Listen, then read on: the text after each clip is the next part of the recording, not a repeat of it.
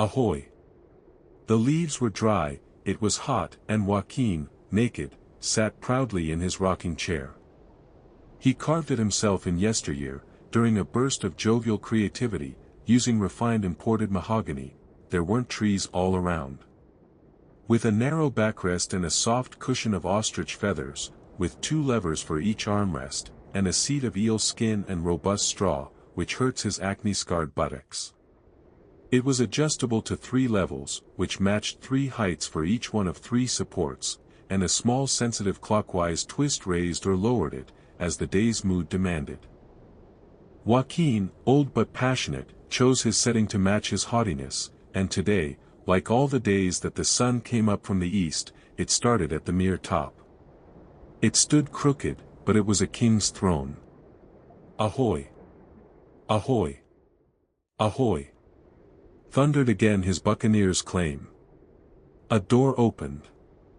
A little creature entered the room, hardly 7 years old, and went to stand beside the old poor Joaquin. The room contained the rocking chair previously described, the old man sitting on it already mentioned, and an unmade bed that projected an indescribable pitifulness. A blanket of leaves arriving from other times covered all the surface of the floor. There weren't any windows.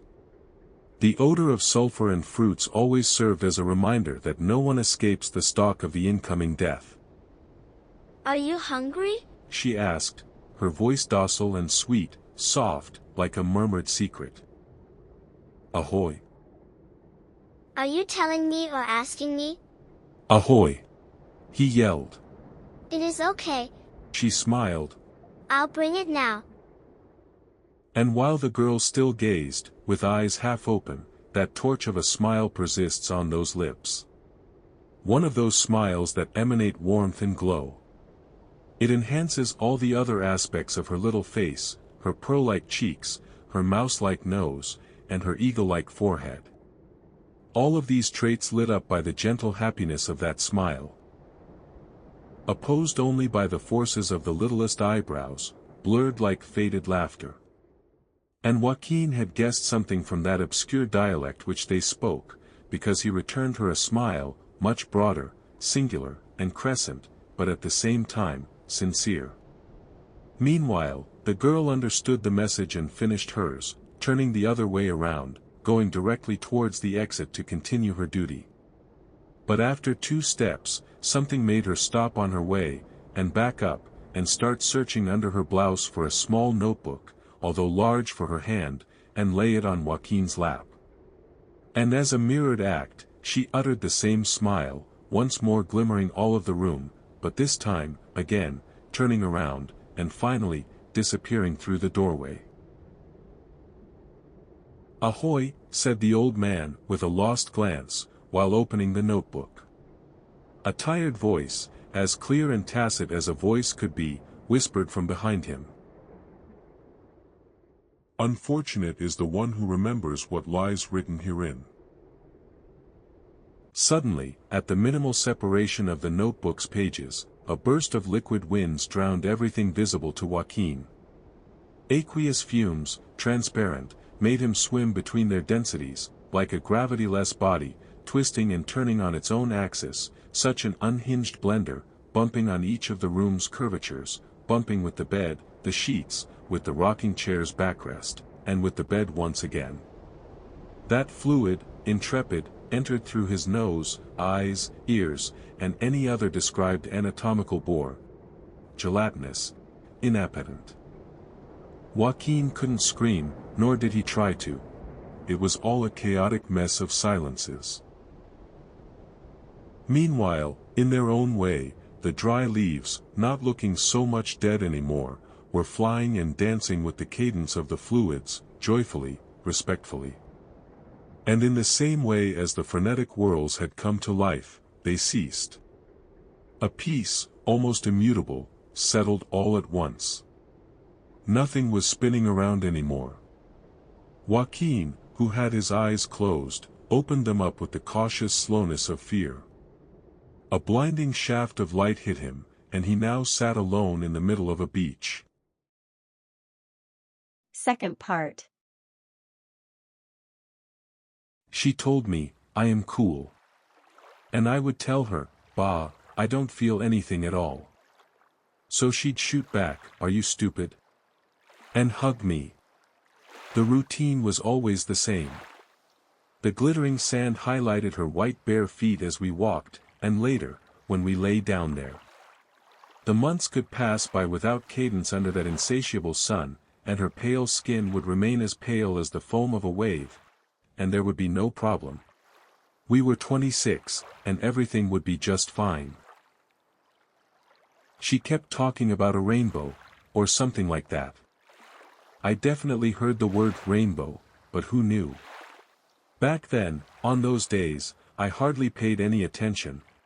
I guessed I heard her without really listening. She went on about other stuff too, whatever it was, but yesterday, oh, yesterday. It was about that rainbow. And she kept talking and talking to me while she did not let go of me, trapping me in her arms.